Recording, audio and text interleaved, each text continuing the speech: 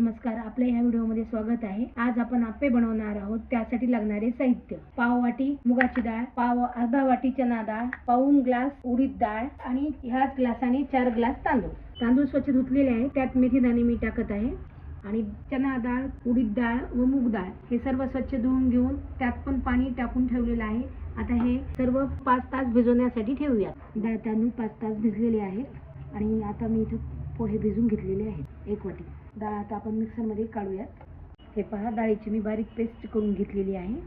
असं बारीक तांदूळाची पण बारीक पेस्ट करून घ्यायची आहे। तांदूळ पण असं बारीक पेस्ट करून घेतलेली आहे।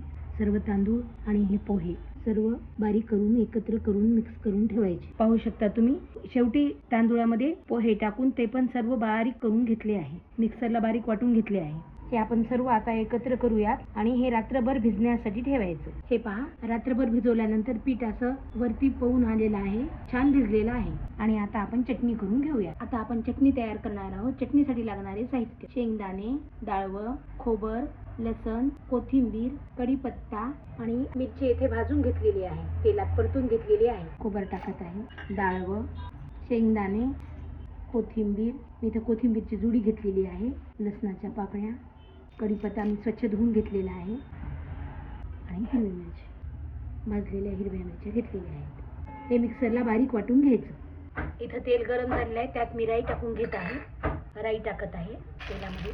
राई चांगली तडतडली, जिरे टाकायचं, कांदा बारीक चिरलेला, कांदा थोडासा अर्धा कच्चाच तळायचा आहे, फक्त कांद्यातील कच्चेपणा निघेल एवढंच। कांदा जास्त लालसर करायचा नाही। थोडासा लसण, मी इथे लसणाची पेस्ट टाकलेली आहे, हिरवी मिरचीची पेस्ट टाकत आहे।